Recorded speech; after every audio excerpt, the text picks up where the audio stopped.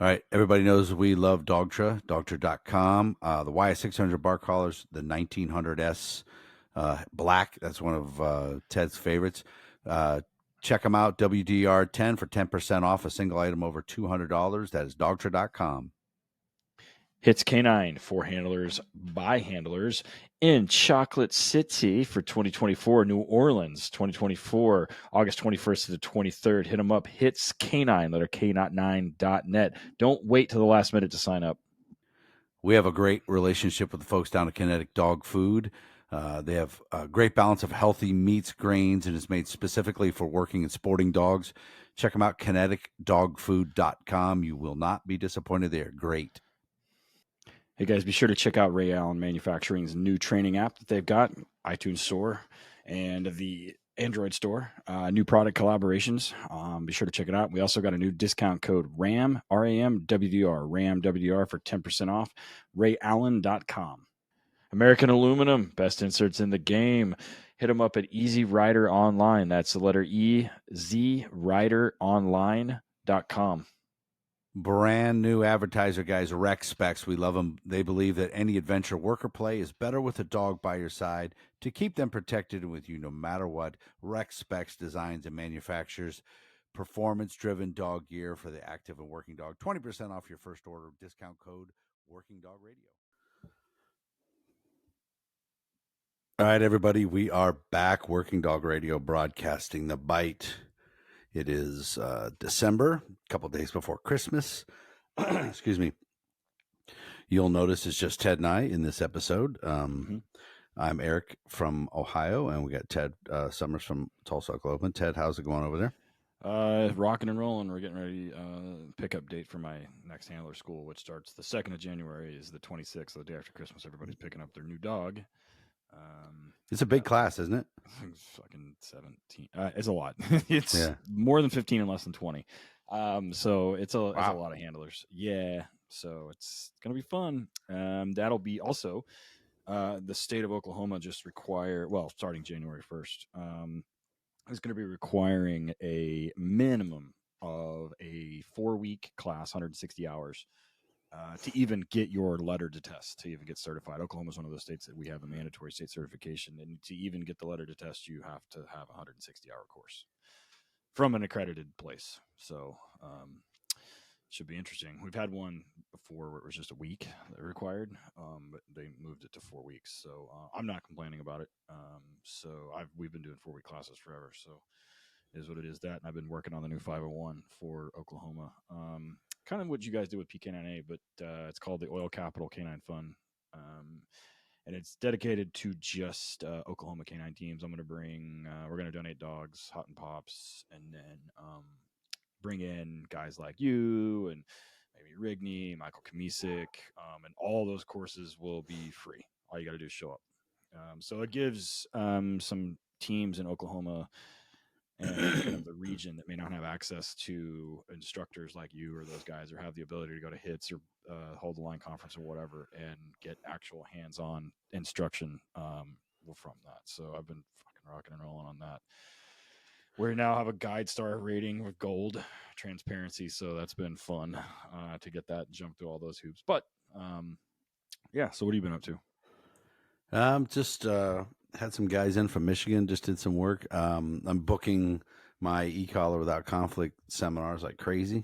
I got 4 or 5 of them booked. A couple were just, ironing out some details. We'll be out in California, Indiana, Philadelphia, Alabama. Going to go to Alabama here pretty soon. Oh, nice. So it's been pretty good. I'm looking forward to coming over to Tulsa, doing that stuff over there. I haven't done one in Oklahoma yet. I don't even know if I've had anybody ask. Maybe. I think maybe. But, getting a lot of people have, reach out and they're like, yeah, I want to get you here. And I give them details and they go to their admin. They come back to they said, fuck off. Yeah, especially here. Yeah, right. Which is why I'm doing the 501. Yeah. So, yeah. Ohio's can be the same. I ran one at my place. My plan is to do another one at my place in the spring. But I don't know if I'm going to be able to. There's a lot, I got a lot of them scheduled in the spring. So But just rocking and rolling, doing all that stuff. Getting a lot more SWAT teams and tactical units using the funhouse. Get that part gears up pretty heavy in January, February, March. Get a lot of guys in there using the place for that because there's no windows, it's pitch black, so you can run nods at 9:00 in the morning. You don't have to wait till nighttime to train. You can make it black, dark, like crazy dark in there. So, and you have heat, and there's heat. Yes, heat and 4 you have bathrooms. a bathroom. Yes, that's the most important part of anything. Is everybody wants to know where the shitter is, and it feels good in here. Training when you're cold really sucks, but yes, it does. So, anyways, we are. What are we going to do tonight? You tell them. Well, okay, so I've been living with this for a while. You have not. Right, this is new. Yeah, it's new for you guys. So Ohio just passed recreational marijuana.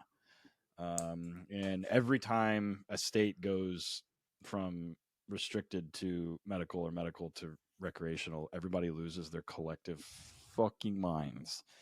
And the sky is falling. People freak the fuck out. There was a goofball trainer in Illinois, like when it happened there, talking about having to kill dogs. And I mean, it just like, I've never seen such a like adverse knee jerk reaction to something like this. And like, you'd thought that they like legalized like drunk driving or like, they I mean, it's insane. So, kind of hopefully, and Oklahoma has had it for a while. We actually just voted it down to go recreational, and I think a lot of that in part is because, in our infinite wisdom, our legislators allowed the weed industry to write the legislation, which ended up predictable for the medical side, and it's turned into a shit show here, and I think voters are kind of sick of it. So we voted it down to like 70-30.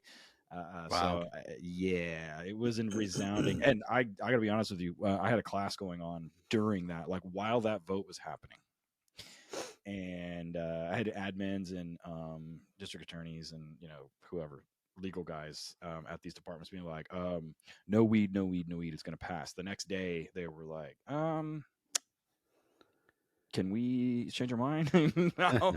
So it's been an interesting, and for I don't know 8 months before that, we were kind of in limbo because it I mean it became a question of can we, should we, shouldn't we, and I just told departments, I was like, look, if it passes in November, I'll add the extra odor for free, and then you recertify, no big deal. But it didn't happen. So even after that, I had departments then switch again, go from 3 to 4 odors. And then I've done some dogs. I did some dogs recently for Texas, which is still illegal in Texas. And they're like, nah, we're not fucking with weed. We don't care. So there's certain places in Texas where they have a catch and release program for possession under a certain amount, and they're just not fucking with it. So, and certain places. Now, there are certain places in Texas where they are definitely worried about it. But so yeah, right. How's what's going on in Ohio? Everybody's freaking out. Oh yeah, well, you're right. So before the vote, he didn't know how it was going to go last time they voted, which I can't remember if it was last year or 2 years ago. He got crushed, but the sentiment had changed. It's funny because when they made it medical, it took the state forever to roll out because they put it under the Board of Pharmacy. It took them forever to roll out. Where can you get it? What are the rules? Because when you vote something in, the legislature still has to craft the law, right? Yeah. And that's so that it's a little shady. So they vote in the recreational, and then now of course the politicians are trying to add riders onto it and push agendas and everything like that. Instead of, it definitely doesn't come out to be the intent of the voters, what they really wanted. They thought, well, no, it's politicians doing politician things. I mean, right. Yeah. So before it came out, I was down with the State Highway Patrol. They still have some weed dogs, and they said, well, what do you think? What are you going to do? And I said, guys, don't fucking panic and get rid of all your dogs or retire all your weed dogs. Do some research.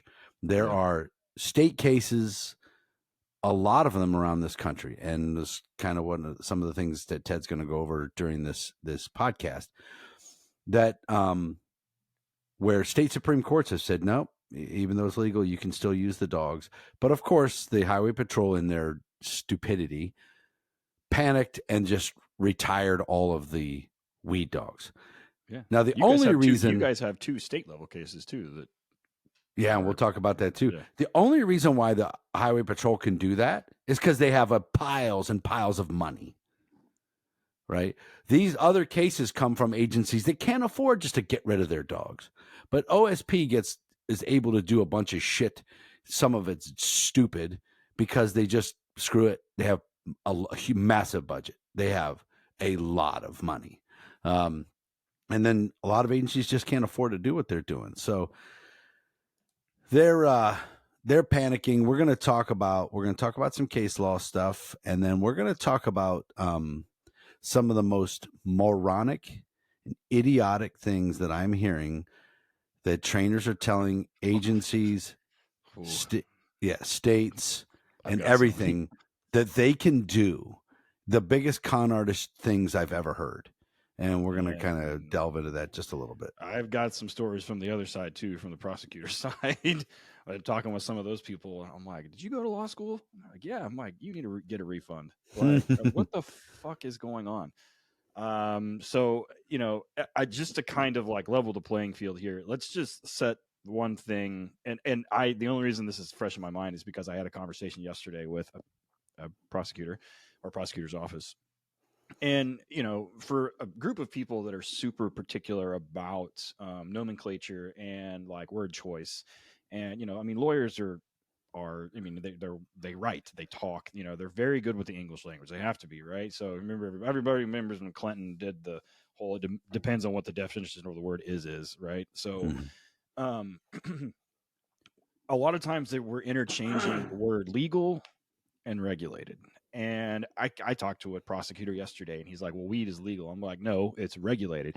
There's a difference between those two things. My 7-year-old niece can go into a convenience store and she can buy a Gatorade or a Red Bull or whatever. She cannot go in and buy cigarettes, alcohol, or marijuana.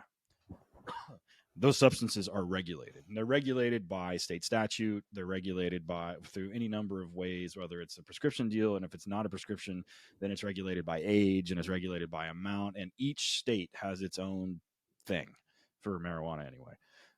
So there's a fundamental difference here. And I think when we start using the word legal versus regulated, we start veering off into territory which I'll tell some stories later, where it gets us into a frame of mind where we start kind of like ad hocing any probable cause or reasonable suspicion if it involves weed at all, which I think is an error in admins and an error in prosecutors, regardless of the legal status or regardless of the regulation status of marijuana within a jurisdiction. So when we're talking about a regulated substance, just like any prescription drug, just like alcohol, just like tobacco. Tobacco is a regulated substance. Now, it's obviously not scheduled. It's not a Schedule 1 like weed is with the feds, but it's still a regulated substance. So I just want to set that out there. Like, and if you're listening to this and this is the only episode you've ever heard of this, like, I need to do the Jay-Z thing. I didn't pass the bar, but I know a little bit. And same thing with Eric. So like, this is not legal advice. This is marginal legal advice. It's just kind of, two trainers talking from this side of this debate and this thing. So where do we go from here? And if you're listening to this and you're like, I wonder if it's legal or regulated in my state. If there's any rules, it's regulated.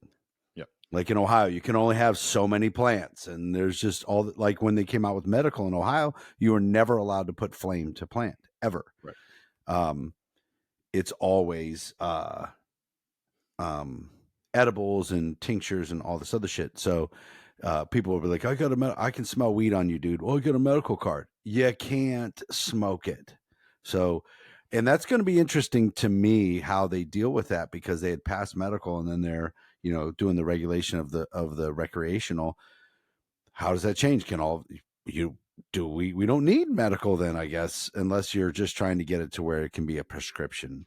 But they still can't smoke it. So And then there's another status here too. So we have medical, right? Everybody understands what that is. We have recreational, which everyone understands what that is. And then there is a third status called decriminalized, which is like North Carolina and North Dakota. There's several states that have done it. I think Nebraska's, I got a list in front of me here. Nebraska is like decriminalized, and it depends. For example, North Carolina, it's illegal, but it's decriminalized up to 42 grams or an ounce and a half. Whereas in North Dakota, same thing, decriminalized up to 14 grams. And then the status in those two states varies in terms of recreational or not. So there's a lot of convoluted terms being thrown around, and don't take this the wrong way, but I'm not really willing to take legal advice from a marijuana user about the legal status there. So like obviously they're going to advocate for it, which is fine. Whatever. I mean, it's fine. Just like I don't listen to people that are alcoholics talk about how they can stop anytime they want. So yeah, they're really Ohio's going to really heavy regulate who can sell, right? Where it can be sold and who can sell it. I believe they're already saying you cannot sell it if there's alcohol in the same establishment. And in Oklahoma, because we shot ourselves in the foot, Oklahoma was I think it is still the cheapest place in the country to get a license in terms of growing, which itself brought a lot of criminal elements in. There's some things about it that you have to be at Oklahoma. You have to be an Oklahoma resident to be able to own the land to grow it. So we have a lot of people doing effectively a straw purchase or like a straw grow, and the grow is actually owned by cartel or Asian criminal gangs and some other stuff without getting too far into it. But we didn't have a limit on the number of grows or the number of dispensaries. And we finally this year, I think this year, starting in 2024, we're going to stop allowing new dispensaries because they're literally one on fucking every corner. I mean, where I'm sitting now at my house, and granted, Tulsa's urban. I mean, it's one of the 50 largest cities in the country, but there is 9 dispensaries within about 3 minutes of me. Wow. Yeah. And that's just with and I live in a densely populated area. So they've kind of, and then the other portion of this is, I don't know how much this is public information. So there's been enough weed grown in Oklahoma that I don't know that everyone that has a license here would be able to consume it or buy it. So there is a definite black market outlet for these. Oh, of course. They're getting popped by the Oklahoma Bureau of Narcotics, which does a great job. The Medical Marijuana Board also, which does a great job. And it's been a cover for lots of other things. So, yeah. So the pet side of my business, Ridgeside Canine, Ohio, is we're in a strip plaza. There's 9 suites. We have there's a restaurant in suite 1 and 2. Number 3 is blank. We have or he has 1, 2, 3. 4 is blank. We're 5, 6, 7. 8 and 9 was a quote unquote vape shop that got raided by the cops because they had 50 gambling machines in there. They got raided last week. We were there too when it happened. It was great. Excuse me. So the guy who runs the restaurant, he's been looking into the marijuana to be able to sell. He's the one that told me, he said, well, I can't sell it out of the restaurant because I have a liquor license. So he goes, I was thinking of renting suite 9 on the very end and doing a marijuana, sales business. And he said, but the problem is, and this is of course how Ohio will regulate and control, if to apply to get your license, you have to pony up $80,000. Yeah, that's good. Oklahoma is $2,500. Yeah, $80,000. He said you get it back if you don't get selected, but you also have to already have a location. So the only people that are going to be able to do that are wealthy folks, wealthy business people. can front 80 grand and have a location. It's not like somebody's like, listen, if I get the permit, I'll go find a spot. Why am I going to rent if I'm going to get turned down? And it's interesting because I've seen this. So because Oklahoma is so much further ahead than Ohio is in terms of, and just I think because of the proliferation of things, when it became legal, people were like, "Oh man, this is my ticket to make millions or whatever else." And now we've got a fucking dispensary on every spot near my kennel. Now check this out. So my landlord owns about $40 million worth of property within this large square area where my kennel is. I'm literally 10 seconds outside of one of the largest 50 cities in the country. Within my block, so in my square mile, I have 3 grows that produce so much weed that I can smell it when they open the door. Like when they open the doors. So the proliferation, and here's the trick, and this is what I've seen kind of like over and over again. Once it went not black market and it became legitimate, the people that are involved in this didn't just become involved overnight. And they have been involved at some level, whether it's just a user or as an illicit grower and an illicit provider for some time. And I'm not knocking it. I'm not knocking that, like whatever. That's beyond the scope of this conversation. But what is important is those people have been involved at some point in the illicit side as well. And now what they're learning is what you and I know, having to deal with the fucking government and deal with the feds and deal with the state and everything else, pay taxes, is that it's a pain in the ass. And if you're listening to this and you're in Ohio, opening a dispensary is not a ticket to millions unless you already have a shit ton of money. Like you're not. And the other portion of this too that didn't seem to pan out is that a lot of the people that are users now, they're medical users, were recreational users in Oklahoma. And there are some that are legitimate medical users, which is fine. And I'm all for it. If it helps you with seizures or glaucoma or whatever your medical ailment is, I'm all for it. That's fine.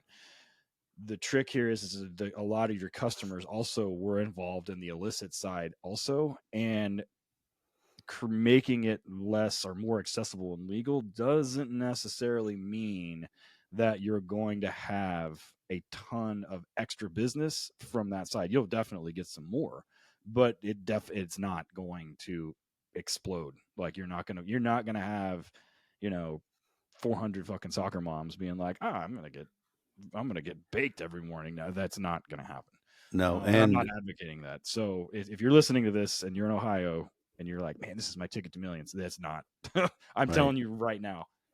And Ohio made it so employers can decide. Can you smoke if you work there or not?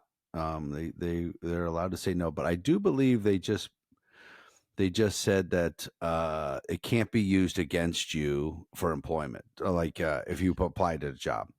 The only time that's different is if you have a Department of Transportation job. Yeah, right.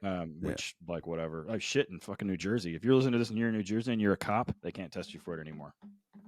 I think Ohio might be headed that way, dude. It's neither here nor there. Here, if you do, a lot of times the only thing that they ask is they say if you do a drug test for a non-DOT job, or that requires some DOT stuff, they just say, just do you have a medical? They just want to copy or just want to see your thing. They don't give a shit why you have it. They just want to see your license or your permit. Yeah. So, and for those of you who are listening to this and you go fact check me on the $80,000, keep in mind, I didn't look that up. I got it from a guy who runs a restaurant in the plaza where my fucking business is, but it seemed a very specific because he already tried. But anyways, we're going to go ahead and take our first commercial break. When we get back, we're going to, Ted's going to roll out some of his 180 pages of documentation he has there about court cases that show from different places that show that you do not have to get rid of your weed dogs. That some state cases, including a couple from Ohio. And I do believe there is a state that said, yeah, fuck off, no dogs. Yeah, there's 4.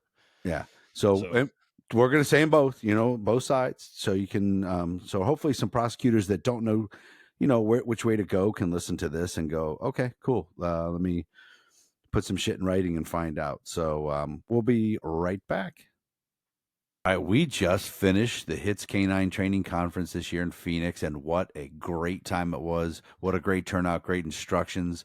I don't know, like 1,300 guys there. It was amazing. Well, guess what? They're coming back next year, August 21st to the 23rd in New Orleans. You do not want to miss it, guys. I'm telling you, it's amazing. The giveaways, the instruction, the instructors, the hanging around at night, getting to meet people. And Ted and I will both be teaching there. If you check them out, hitscanine.net, or check them out online. They're everywhere, hitscanine.net. Sign up next year. Do not wait. We had a lot of people that waited too long and had to stay at a different hotel than host hotel. I'm telling you, you don't want to miss out. You will not find a larger conference to go to. It is by handlers, for handlers. You definitely don't want to miss it out. hitscanine.net, New Orleans, 2024. We get it. Fueling a working dog can be tough, but they need high quality food to give them energy and nutrients they require for work and keep their gut healthy for everything that we ask them to do. Kinetic dog food is a great balance of healthy meats and grains and is made specifically for working and sporting dogs. They have a full line of foods and supplements available. Supplements are actually really cool. They have a weight gainer and they have an electrolyte one too, which is we actually use the kennel as it's so hot all the time in Oklahoma. And they've been working to perfect their line with thousands of dogs in hundreds of departments across the U.S. And you can buy it locally, or you can buy it online at Tractor Supply and Chewy. So hit them up at Kinetic Dog Food. That's going to be good for Instagram and Facebook. Just spell it out. And then kineticdogfood.com. Or you can send out a text. Like if you have a question, you can call them and just talk to Dave. Area code 513-615-6904. And that dude loves to talk about nutrition labels and what's actually in the food you're feeding versus what they have. So hit them up, kinetic.com, kineticdogfood.com. We are pleased to have with us on the show as a sponsor, RecSpecs Canine. They believe that any adventure or work or play is better with a dog by your side to keep them protected no matter what. They design and manufacture performance-driven gear for the active working dog. You can use a discount code WorkingDogRadio to get 20% off your first order. But what do they make? Specifically, they make goggles. And it's great for dogs that have pannus, which is a genetic thing with their eyes, but it also prevents sticks and stuff for... I had to think about this for a second. Because I don't want to just read this because it sounds like I'm just fucking reading it. Stick, seeds, ducks, It's rocks. okay Yeah, but it sounds like I'm fucking reading it. We're pleased to have as a sponsor RecSpecs Canine. They believe that in any adventure, whether work or play, is better with a dog by your side to keep them protected with you no matter what. RecSpecs designs and manufactures performance-driven dog gear for the active and working dog. Specifically, what do they make, though? So if you wanted to get some goggles for the dog, which is great protecting them from UV rays, sticks, seeds, ducks, right? Hunting dogs and rocks, FEMA guys. Think about tracking or working in thick cover, rotor wash, dust and sandstorms, nasty basements or attics, or at the range. And specifically, they have interchangeable lenses. They got a dark one and then they have a clear one. Used by professionals worldwide. One of my favorite things that they actually make is the Ear Pro. It's something that we use all the time. So one of the things that we do at our handler schools is we do obedience under gunfire with a handler shooting and with backup shooting and move from target to target.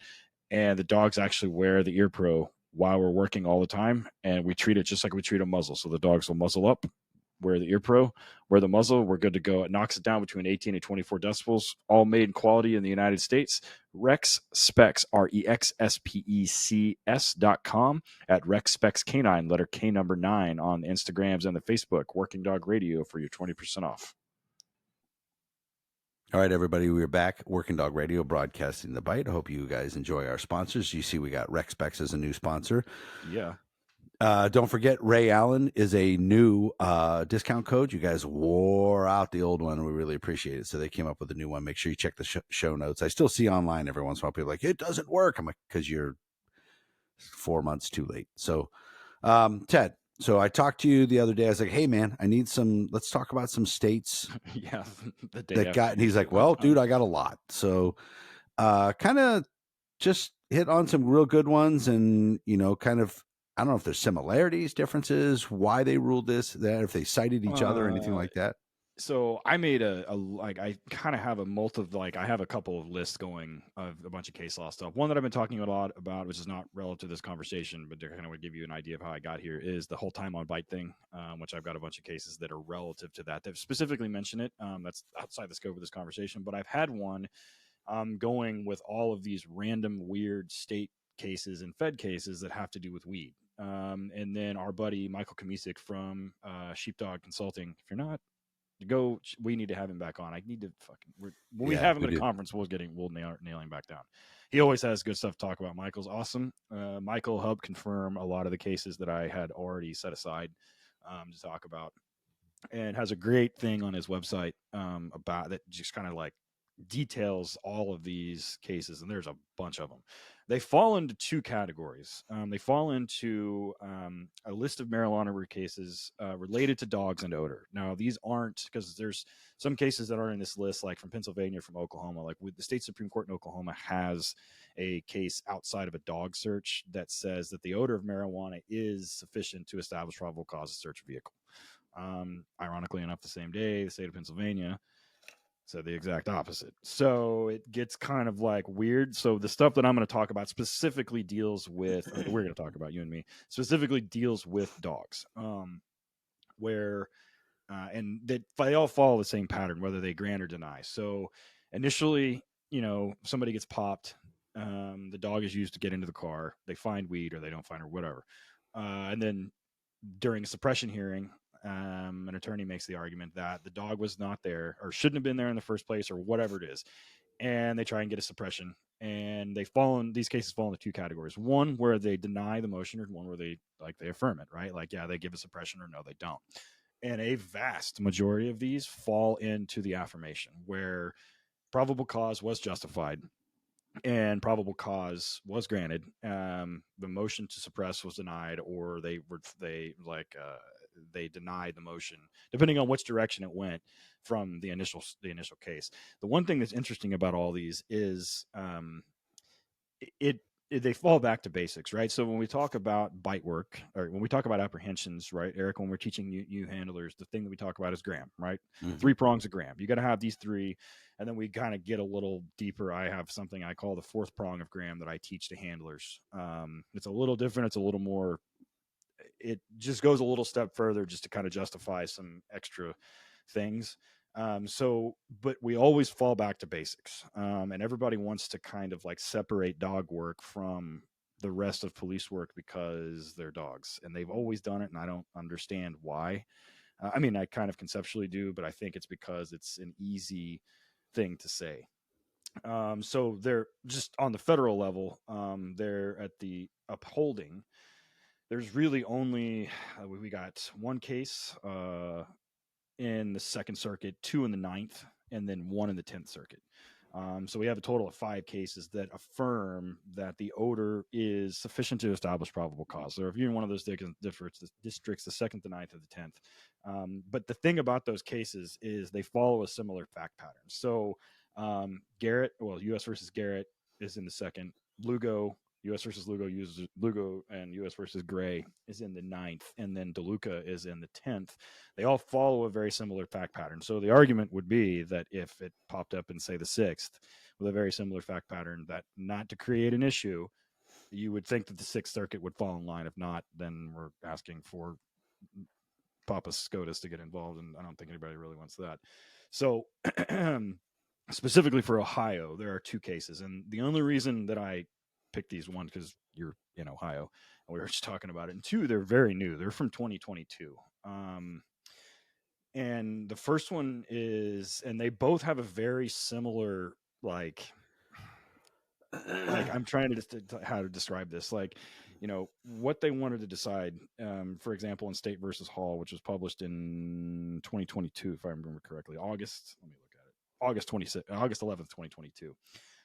Did the Cuyahoga County Court of Common Pleas, which you guys have that other district thing that we don't have here, they erred in denying this dude's motion, Johnson's motion, to suppress, because the state of Ohio failed to meet its burden in establishing a sufficient probable cause to justify the car search based on the odor of marijuana. So they go through and describe all of these things. At the end of it, they basically said, the trooper's testimony that he smelled the odor of raw marijuana when he approached the vehicle was sufficient probable cause to search the vehicle, even if drugs were determined to be legal. And it's interesting because we're going to have another guest on next year. Several of these cases, in fact, this case specifically talks about the difference between medical marijuana and what they put in quotations is low THC hemp. And both were semi or legal at the time this case happened. Even outside of that, they still determined that the Cuyahoga County Court of Common Pleas, they affirmed, and the motion to suppress was denied. And the same outcome came in State versus Johnson, which was published the same day.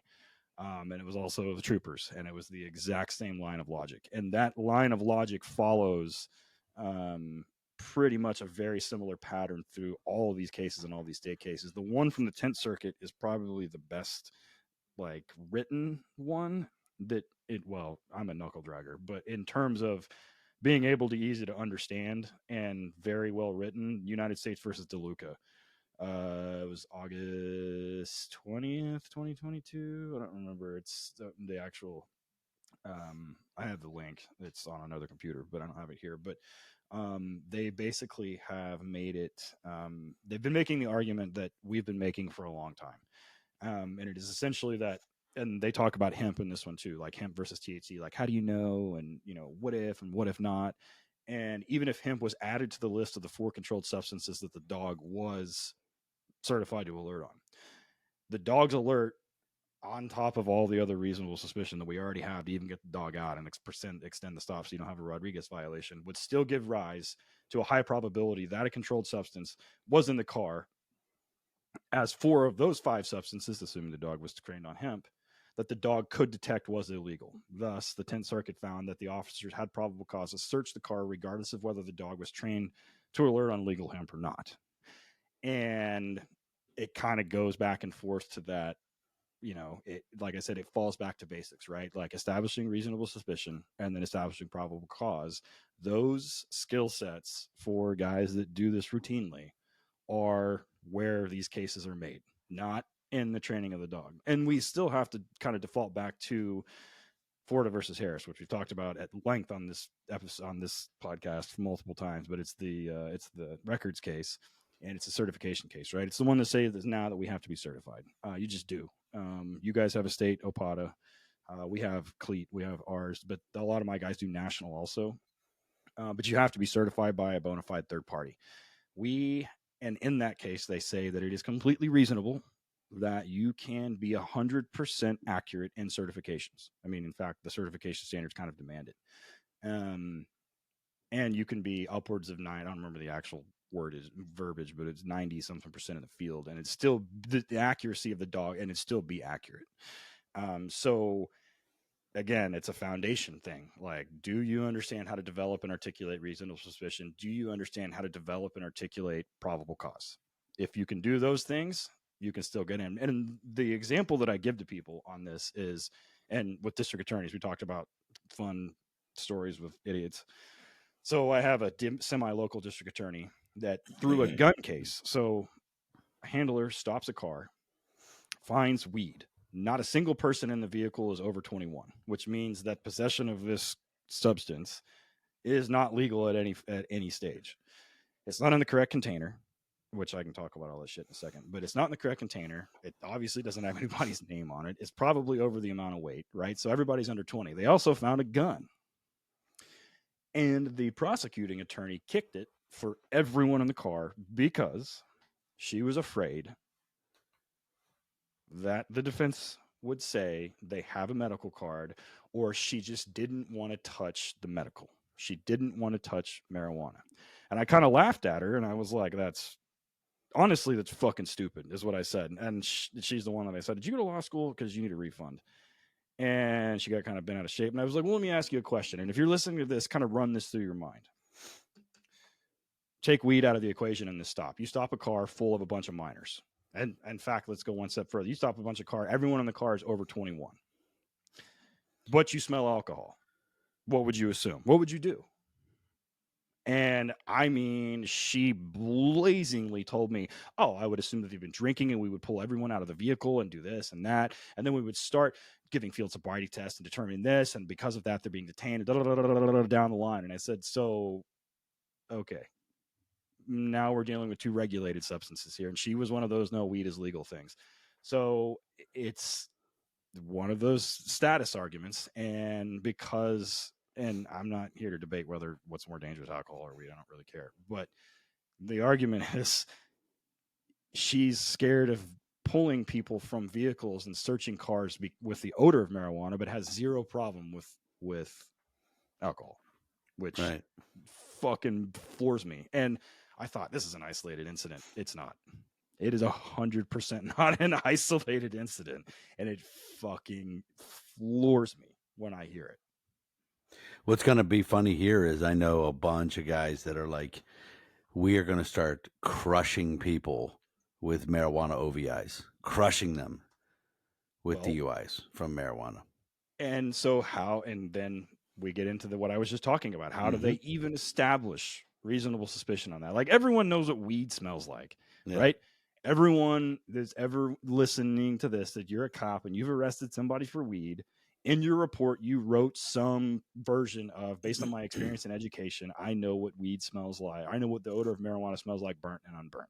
And in fact, in one of these cases from Ohio, the trooper smelled the odor of, and it was written down as raw marijuana. Yeah. So then we get into the argument of, what about edibles? And then what about concentrates? When they use the little vape pen things, there's very, very little odor. And in fact, it doesn't even smell like marijuana. It smells like cookies. Chemical. Yeah, it smells like cookies and cotton candy and shit, or whatever. Which they've tried to do that here, but how are they going to test for it? And then you have to go down the whole road. We've already done that with alcohol testing and everything else. So the one thing that I will tell you, when it happened in Oklahoma, everyone was like, oh, people are just going to walk around with weed in their car, we're not going to be able to stop them. I'm like, no, if you think about it, you actually have a lot to investigate now, right? So, for example, like in Oklahoma, we're not recreational, but it's legal to possess up to 8 ounces, so 230 grams, or an ounce of concentrates, and 72 ounces, 2 kilos of edibles in a residence. Holy crap. Dude, that's what you get for letting the chickens, or letting the fox into the hen house to write the laws. Patients are able to possess up to 3 ounces in public. So it's legal only for patients up to about 6 plants or seedlings per person or whatever for growing. So my thing is, these are all regulations that have to be like enforced, right? Because this is the way of the law. Like, for example, the medical side for Ohio is, and this is vague. It just says you guys are allowed to possess a 90-day supply. Like, what does that mean? And it has to do with the dosage. And I'm sure the prescription says, you have to take this much often. And so whatever. So just like a normal, like if I go get an antibiotic, or if I go get blood pressure medication or whatever, I get a thing from the pharmacy that has the control number from the Oklahoma Bureau of Narcotics that has the actual number of the prescription, right? And I get it from a prescription pad, right? So you can look on a pill database and make sure that pill is what's in that bottle, has my name on it, right? I can have the entire prescription in public. If I were to be driving around and get stopped and I had a blood pressure medication just out of its bottle in my little cup holder, they could technically charge me with possession of a controlled substance not in proper container. I did it before. Exactly. Right. Charge people with Even though obviously blood pressure medication is non-narcotic. Same thing with antibiotics. But the point is, the law states this. So in Oklahoma, when they issue you your flour, they call it flour here, the raw material, the plant.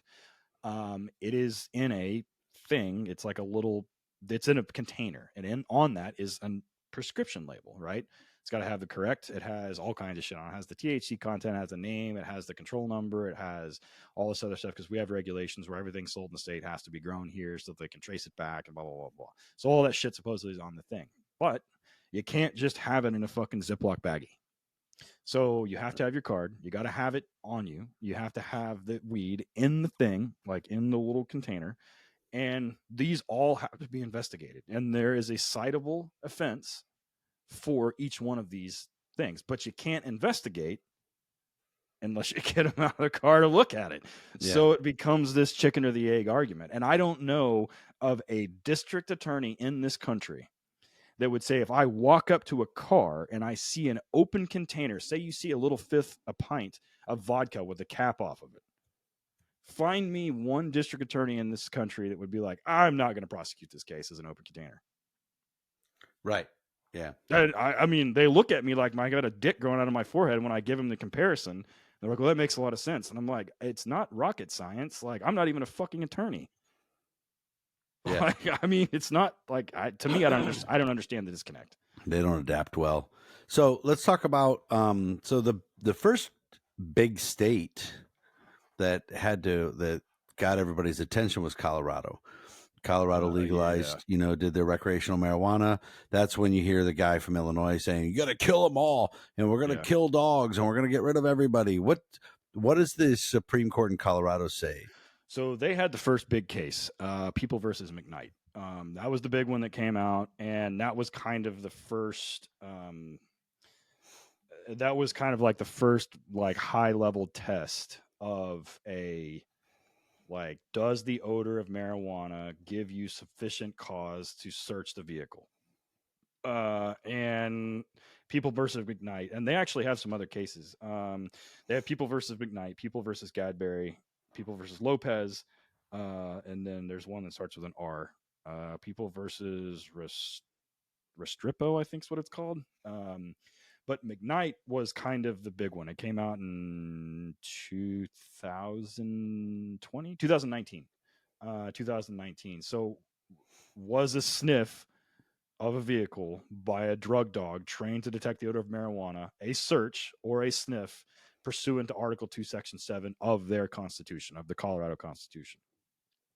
If that exploratory sniff was a constitutional search, what level of suspicion did police require prior to the utilization of the drug detection dog trained to detect the odor of marijuana? So there's kind of there's like two levels here. One, do we even have suspicion that some other crime other than marijuana is going on? Two, and we all know because of several cases, Caballas and blah, blah, blah, and U.S. Jones and all these other ones, that an exterior sniff of the car does not constitute a search or luggage or any of that other shit.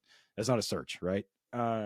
So ultimately what the Supreme Court of Colorado decided, which is kind of ironic because they're in the news recently too, for a completely other reason, for a completely other crazy reason. They basically said no, they can't. Like, if you suspect that weed is in the car, you can't use a dog. You got to use some other thing to get into the vehicle. So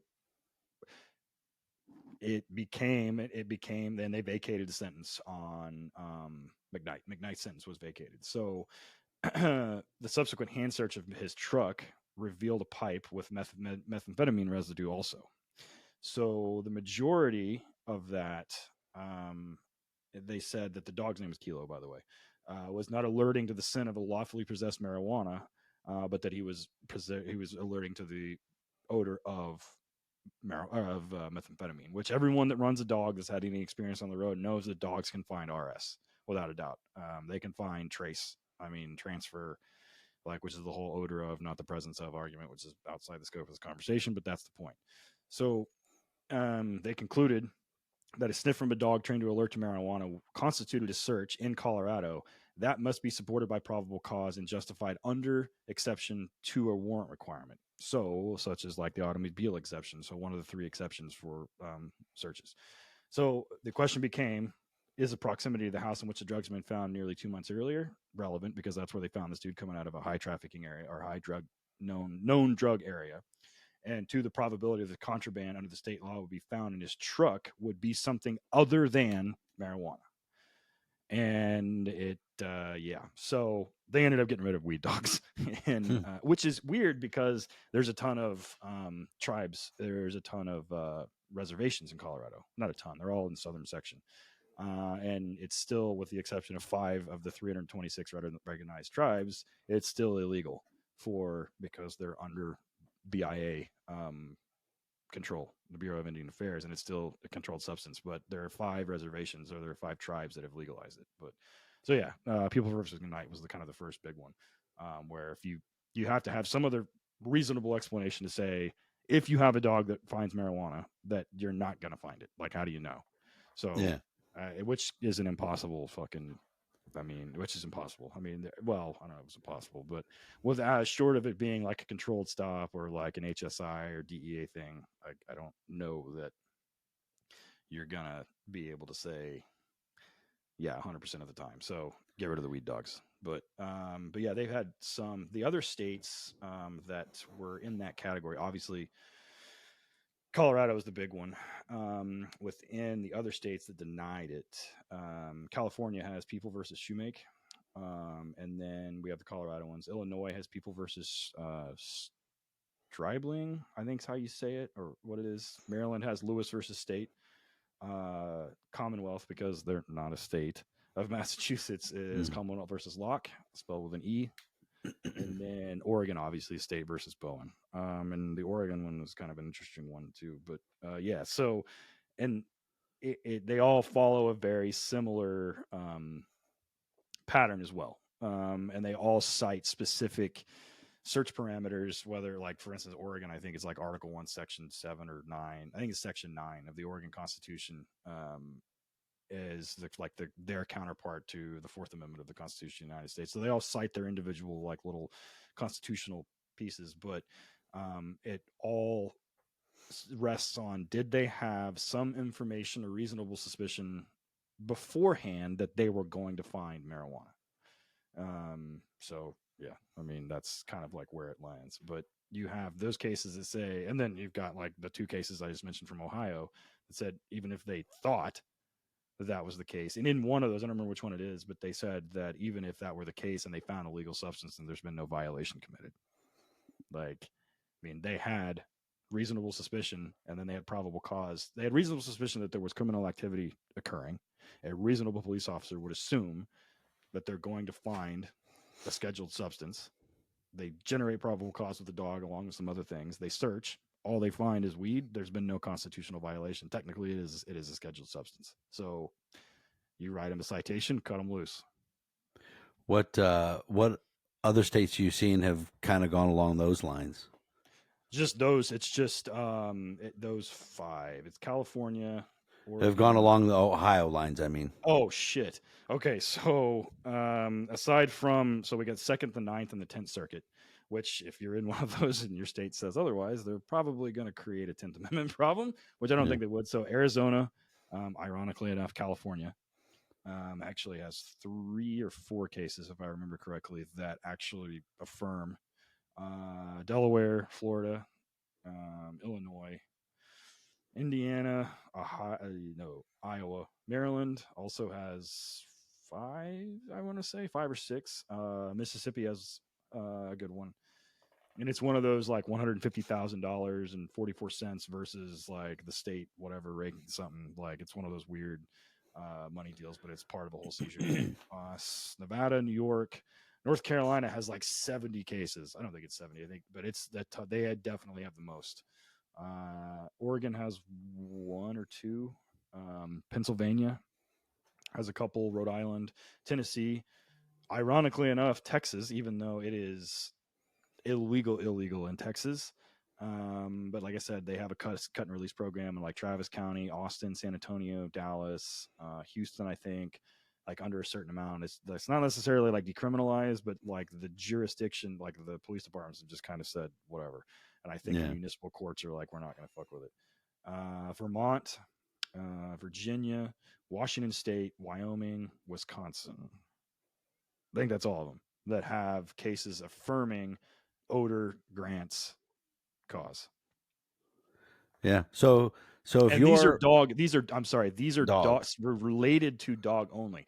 Oklahoma actually has a case that's not dog related that just falls in line with the 10th Circuit, which just with odor, smell, odor, right? Same thing. Yeah. Pennsylvania had the exact opposite. So like Pennsylvania actually has like the Supreme Court case that says odor doesn't grant you, but in their 3, let me look them up. Hold on. It's another Commonwealth. Okay, sorry. If you're in Pennsylvania, I'm sorry. I know you guys on the East Coast like your Commonwealth things.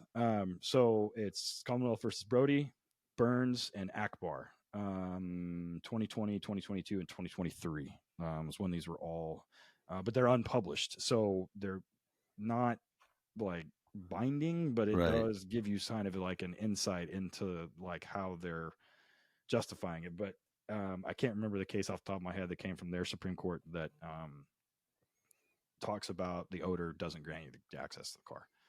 So it's kind of you need to read them if you're in that state and be like super up to date on what's going on. Like this one, the Brody, I think was published in March of this year. So I mean, it's new. There's so the point is, listen, man, if they're legalizing or they're the recreational stuff or they're doing the medical, don't do your research before you pull the plug. You know, it you might be good and you might not be. You might have to get rid of the dog. I think the state highway patrol here in Ohio was super short. And that's the thing, is a lot of people have been asking me, agencies calling and asking me what they think, and I'm just telling them, send them to Sheepdog and things like that. I'm like, it's worth your time to buy a subscription there and and go through it. But the reason why they call and ask is because they don't have the money to get rid of their dogs. You know what I mean? They can't just throw it out and get shell out another $20,000. So if you're in one of these states, just a state, I pick one, where it is legal, or it is, see, even I do it, where it's medicinal, and well, specifically it's medicinal. If you run the dog and the dog alerts, because like I said, in Oklahoma, my guys, I'm not going to mention the agencies, but have snagged millions of dollars with illegal transport. Right. And we have a transporter's license in the state. So they pull the car over, they run the dog. They're like, fuck, I got 600 pounds of weed in here. And you're like, oh, here's my transporter's license. What? Or they don't have it or whatever it is. Right. So very rarely do legal transporters transport black market weed. So there's a deal here in Oklahoma where we had a tractor trailer stopped in one of my counties. And they were transporting like 4 tons of hemp from Colorado to Tennessee or vice versa. They had armed security with them. When the stop happened, they ran in a separate car. Lord. Yeah, right. That's something you do when you have a completely illegal substance, or a completely, you're on the up and up. Anyway, they ran the dogs. The dog alerted. They found a bunch of hemp, but they also found some not hemp in the car or in the trailer. Anyway, the inevitable outcome that happens is this: you have a legitimate stop, right? So you have whatever, it's a fog line violation, equipment, they're a stop sign, they're speeding, I don't know, whatever your reason for stopping them is. You develop your reasonable suspicion, you run the vehicle. Most of the time, if you're in a medicinal state and people are like, I have weed in the car, here's my permit, and and most of my guys are like, well, where is it? Let me see it. And they show it to them, and it's the thing. They're like, okay, whatever, fine. And because that's not all, it's not like we're yanking people out of cars just because they have weed in the car. There's so much other shit that goes into it. And if you inevitably get to the point where you run the dog because they deny, they're driving, they're traveling, they're not driving, or one of that other bullshit that they do here too. You develop all these things, and then you say, look, at this point, I'm kind of convinced that there's other, you're not saying this, but you're thinking, I'm kind of convinced that there's other side kind of illegal activity going on here. We run the dog, we get an alert, and then you do find weed. And now you have to do a compliance check. But what it does is it also gives you access to the vehicle. So, but we're doing a compliance check at this point, making sure that it's in the container, it's got their name on it, it's under the amount, they have all their shit in order, they have their permit, blah, blah, blah, blah, blah, all this other stuff. And if there's no constitutional violation, or if there's no violation, I'm sorry, not constitutional, if there's no violation of those statutes or those laws, you cut them loose with their traffic ticket and tell them to have a nice day. It's the same thing as if you roll up and say, if you see, well, it's similar to rolling up and seeing an open alcohol container in the vehicle. Like, what would you assume? Or if you walk up and see a meth pipe in their little thing. There's a case out of Wisconsin or Wyoming where a trooper sees a syringe in the driver's pocket, and he's like, bro, are you diabetic? He's like, no, why? He's like, what do you have a syringe for? He's like, I don't have one. And it's like sticking in his like shirt pocket. Get him out. Get all the passengers out of the car. and they find like a pound of meth in like the backseat passenger's purse or some shit. So there's so much other stuff that goes into it than just a dog alert. So don't, like, these cases that we're talking about are like specifically aimed at dogs and weed. So, all right, guys, you got a lot to look up. All right, we're going to go ahead and take our next commercial break. When we come back, we're going to talk a little bit of training and some of the dumb crap that we're hearing when it comes to related to keeping your marijuana trained dog in service. So stick around. We'll be right back. We'll be back. All right, some of our oldest sponsors are the Perkinsons down in North Carolina at Highland Canine Training. We love those folks. We see them everywhere. All the stuff that we do, we go to, we have a good time with them. But the fact is, they're really good dog trainers. They're really good dog people. They got full courses in person and online. They got a dog trainers course that you can go down there and learn how to train working dogs, pet dogs, everything. They do a lot of business stuff on there. But one of the best things they have is an online supervisor course. The course discusses topics such as proper selection of dogs, handlers, proper deployment, and FLSA issues. 30% off with that with the discount code WDR30. Great people down there. They know their stuff. TacticalPoliceCanineTraining.com is the website. TacticalPoliceCanineTraining.com. WDR30 for 30% off the online supervisors course. Guys, you need to get on there and check them out. They are great. Highland Canine Training. Don't miss out. one of the longtime sponsors of the show is Dogtra. Eric and I are actually both field staff guys. So Dogtra has been committed for over 20 years to crafting training collars to perfect precise fit and finish and intuitive design and accountable performance. The 1900 SE collar demonstrates what they strive for, which is an ultimate dog training tool that is durable, dependable, and designed for the most demanding conditions. And I actually use this thing at the kennel. They have the new black one that has the lock and the boost feature on it, as well as the hands-free, which we use a ton. If you guys follow me on social media, you see that I use that during tracking, and we do that negative reinforcement trick, which is that's the collar that we're using. The other thing is the YS600. So funny fact, that stands for Yo, Shut Up. The number of times that you won't have to say it because it works every time. So use the discount code WDR10 for 10% off any single item over $200. And of course, they also have the popper and the dropper, which I think I have 5 of at the kennel. I use all the time. So hit them up, dogtra.com, WDR10 for 10% off a single item over $200. It's no secret that Eric and I love Ray Allen Canine Equipment. We use their products every single day. The mission statement says it all. To be a world leader in quality and innovation of professional canine equipment for police, military, Schutzhund, and ring sport. To exceed our customers' expectations and to deliver on time every time at a fair price. We full-heartedly believe they held true to that, since it's our go-to one-stop shop for everything. Like, they literally have everything but the dog, the handler, and the patrol vehicle. Everything else they got it covered. So hit them up at rayallen.com, at Ray Allen Canine on the socials. They got a new training app and they got new product collaborations. Oh, and we have a new discount code, RAMWDR, like RAM, RAM, WDR, like Working Dog Radio, RAM WDR for 10% off. Hit them up, rayallen.com. It's no secret that I love my ALM suit from Arnaud out at ALM Canine Equipment in sunny Las Vegas, Nevada. I've had that thing forever. Eric affectionately refers to it as my Carhartt suit because it's so thin. I've had multiple sleeves put back on it, send it back to Arnaud. He fixes me up every single time. The fit and finish is top notch, and it fits me like a glove. I refuse to go anywhere without it. I work sport dogs and PSA without it. I just did a trial in California, wore that thing. I work police dogs pretty much every day of the week, and then I use it for personal protection dogs as well. So hit ALM Canine Equipment up on Instagram and Facebook, and then go to ALM9, letter K number 9, equipment.com, and use the discount code WD Radio for 10% off of your first order. And this is completely custom, so made to measure. Pick your colors, whatever you want to do. Arnaud will work with you. You can make it as thin or as thick as you want, but hit them up, ALMcanineequipment.com. Dreamed of having your own kennel, but don't know where to start? Horizon Structures has taken all of the guesswork out of building a kennel. Everything is pre-built to your specifications and preferences and then assembled and dropped off on your land. Boom, new kennel. Hooked up to your electric, hooked up to your water, put dogs in it that day. And those things are amazing. You've got to see them to truly believe them. Get on the website, horizonstructures.com. You can custom build. You can buy one that's already built, go off of their design, come up with your own design. They'll work with you. They always are running discounts on the website with ready-to-go kennels. The kennels are already ready to go. There's always discounts. horizonstructures.com. Check them out. All right, guys, we are back. Working Dog Radio, broadcasting the bite, talking weed and weed dogs.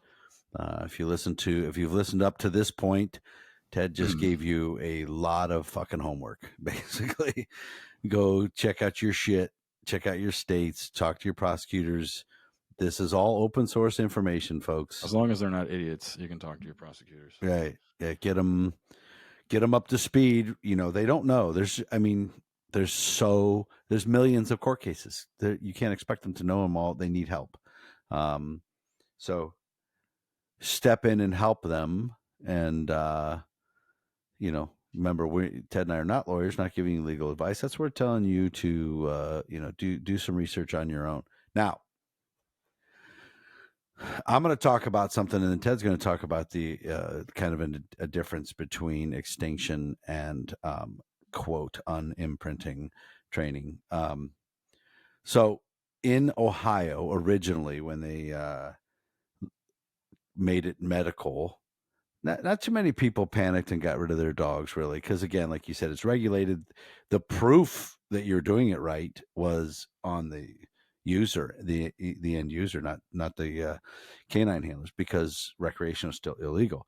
Now, the prevailing, like, it didn't really know how it was going to go, but if you're kind of going along with the way the country seems to be headed, like today we saw that the president pardoned every federal possession person ever that's in prison or on probation or parole right now. He commuted their sentences and stuff like that.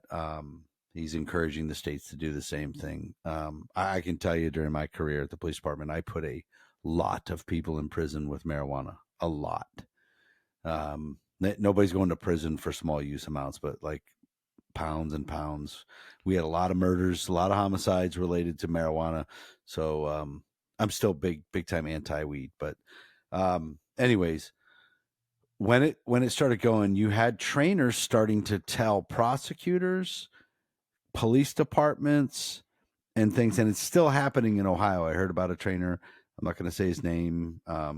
He listens to the show. You know, I'm talking to you.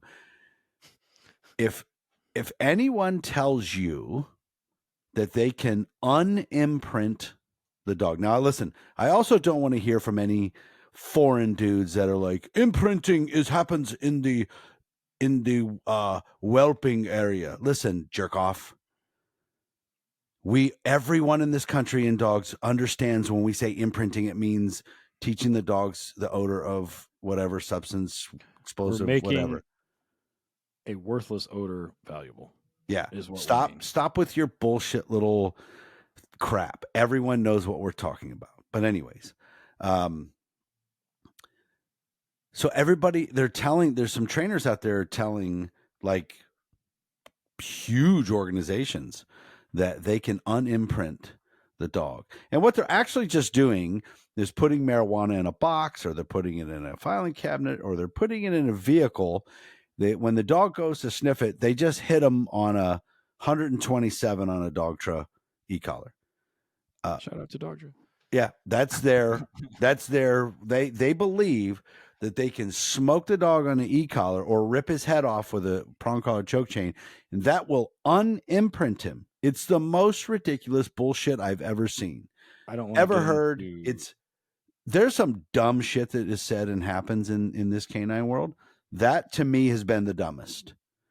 And people who say that the dog can tell the difference between a gun and a cell phone in a person's hand. Oh, that is a dumb one. I've heard that. I had somebody ask me. I was at a training and I said, police department can't make yourself know the dog will find you and he will bite you, blah, blah, blah, the announcement deal. I had somebody ask me, they're like, does he know if you're saying police or sheriff's department? Like, which one? I'm like, of course he does. Oh my gosh. I didn't know how to answer that. Of course, I don't want to be rude, but I thought he's not Scooby-Doo.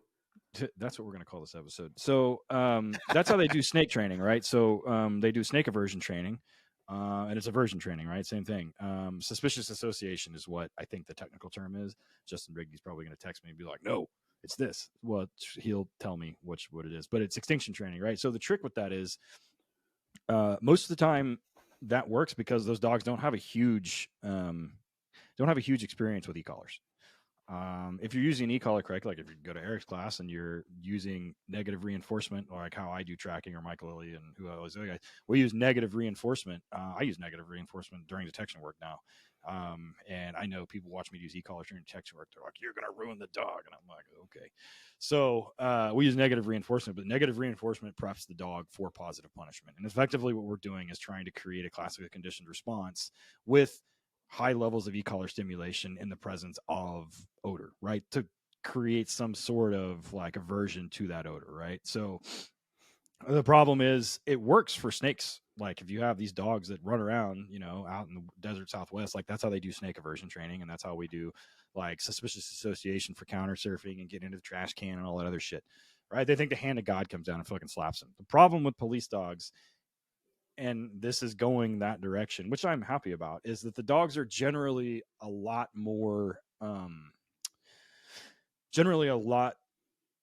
they've been exposed to e-collars a lot more, either good or bad. The issue becomes in this method that Eric is talking about is it fundamentally clear to the dog why he is being plugged in like a Christmas tree?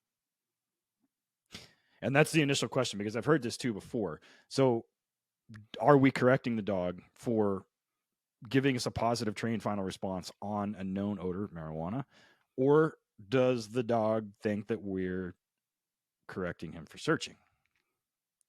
And again, it's like a dick on my forehead moment when I ask people that, and they're like, that's a good question. I'm like, because we don't want to punish searching, right? Which is why when dogs are new and they're green and I'm trying to get them to hunt for odor, and they go off on where I know there's no odor, I have to tell trainers and handlers all the time, I'm like, just let him go. I mean, there's nothing over there. So fuck it, let him go over there. I don't care. He can search as long as he wants. I don't give a shit until he finds target odor, right? Like I'll never pull a dog off of stuff that they want to go look at. That's a handling thing though. But what are they being correct? Why are we plugging him in like a Christmas tree? And then they stop and look at me and they're like, well, we don't want him to alert on marijuana. I'm like, okay, how does he know that? Right. I mean, what's the reward history here? Like, how old is this dog? He's 6, right? He's been certified 5 times.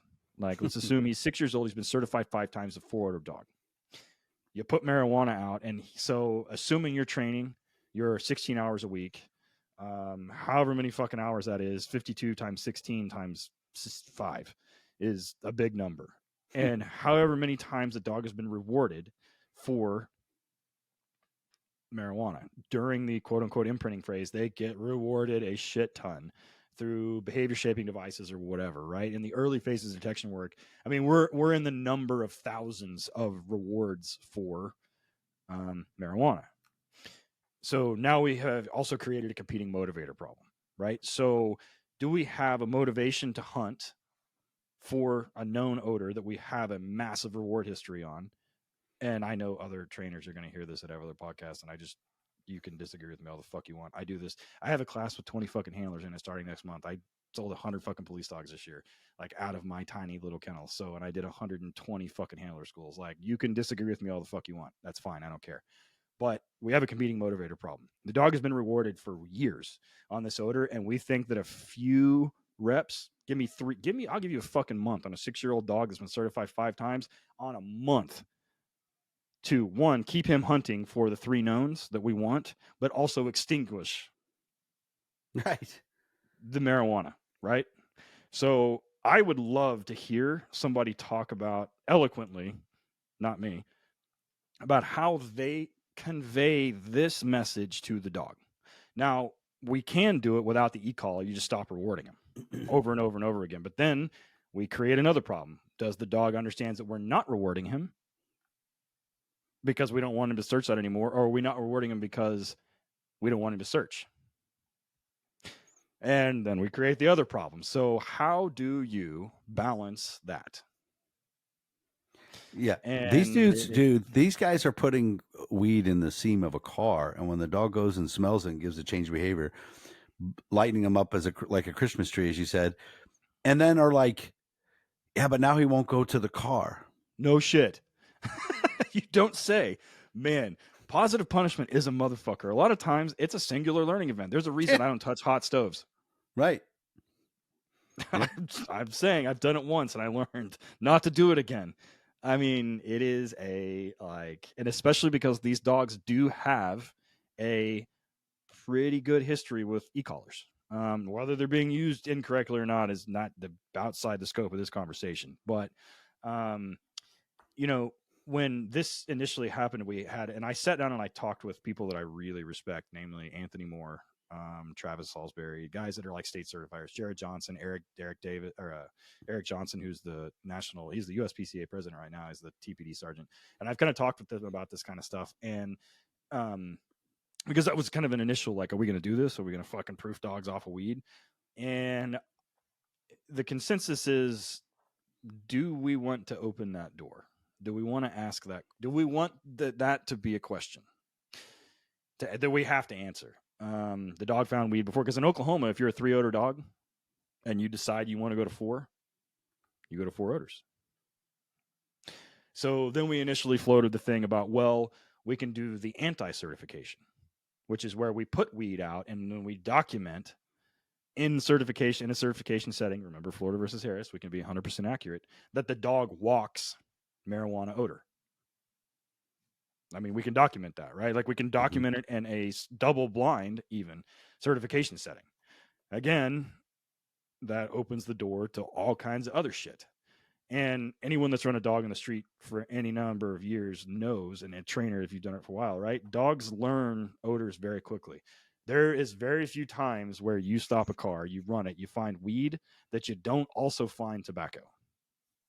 Inadvertently, dogs become kind of associated with, it may not be like a strong a response, right? Which is also another, this goes down the whole US versus Bentley thing about not rewarding on the road, but that's another conversation, because I teach my guys not to reward on the road, like at all. People are going to hear that, not ever, like if they find something, take the dog back, let me run and do and play the game, right? But on an actual search, like, we don't do it.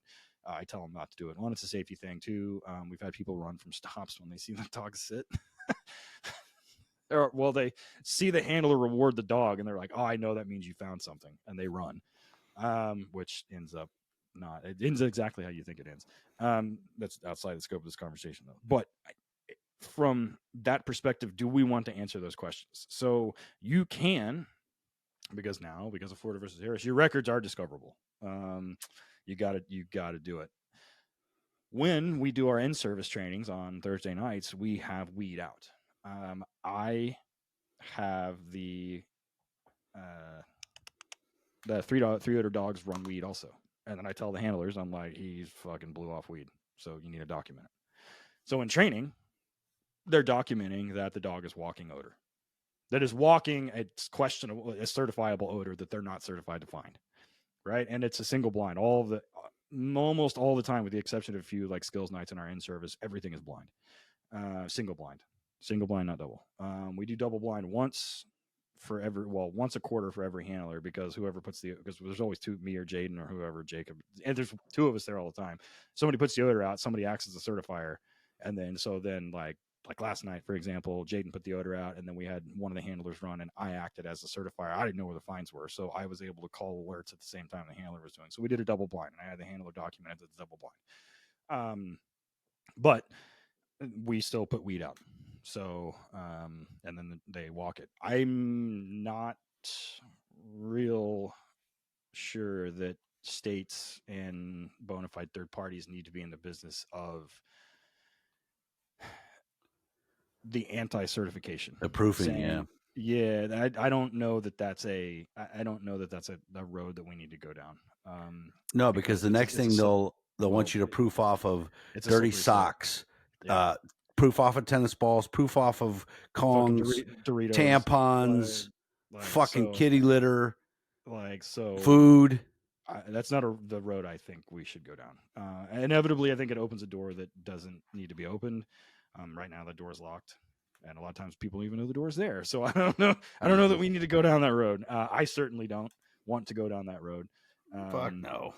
No, yeah, and so, and this is 100% where going to people that are really good at interdiction, not necessarily dog handlers, that are really, really good interdiction guys. Like, for example, people I mentioned a minute ago, Anthony Moore is a fantastic interdiction guy. In fact, all of our all of our bureau guys are really good. I think probably every states guys are really good now that I think about it. But mine, because I deal with them all the time, are actually really, really good. They're really good at non-dog stuff like interdiction shit. Yeah. And they're the people to talk to about that and about what I'm talking about. We're specifically talking about the nuts and bolts and the pseudo semi-sciencey side of the whole extinction training thing, or whatever, imprinting, or whatever word we're using now. Yeah. So in conclusion, if your trainer works at your agency and he tells the brass, listen, I'll just imprint them on weed. We'll just, I'll handle it. Give me a couple weeks. We'll get it done. He should be removed and pretty much immediately as a trainer, and everything he says going forward should be questioned. And if it's a private contractor that you use that says he can do that, you should void that contract immediately. Especially the ones that are saying they can do it for like $5,000 per dog. There's That's a guy specific. There's a guy in this state that claims you can't take a dog from a handler. Like if he leaves, say the dog's 3 years old, you can't just put him with a new guy unless you deprogram the dog first. Oh, that's $6,000. What? And yeah, there's so many the fucking SIM card out or what? fucking con artists around here, man, and people don't know. New SIM card in the dog. Yeah, that's it. Yeah, let's just take that out, just like my phone and your new SIM card, so I can use it in Dubai. Anyways, so a lot of information we've given you guys. Christ. There's a lot of charlatans out here, man. I'm telling you, there's a lot of people training dogs in this country that are full of shit, but they're a bigger pond where they're dealing with admins. There's very few admins that I've met that were canine guys back in the day. The canine guys, they were there when fucking Clinton was in office. Yeah. And like, there's shit has changed. Yeah. Like, most canine guys don't have aspirations of being a chief. No. They want to work. Yeah. You know what I mean? They want to find drugs and find bad guys. Yeah.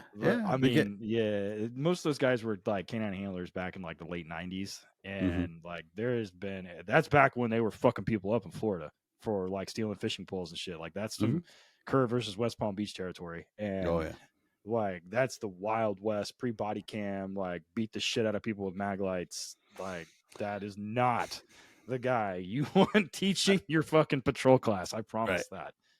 I feel attacked just now. Eric's looking up like, are you talking to me? He's like trying to give me the signal. He's like, are you talking to me?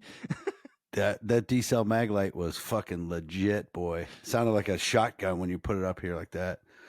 So anyways, we got pay attention, because we're going to have another guest on. Ted alluded to it earlier, probably end of January, beginning of February, a little bit deeper insight into some things. There's some things that are going to be happening that some folks are going to shit their pants. So we got to don't freak out. Yeah, we're not going to get into it. We're not going to let it out. So don't freak out. We'll see what's up. And we'll get to talk to some people. In the meantime, Ted, where can you be found? Oh man, probably working on this 501 and doing handle rules for foreseeable. Like, I'm taking next week to like semi off, and because I won't have any green dogs, I'll have a few police dogs, and then January 2nd it is fucking 8 to 5 every day.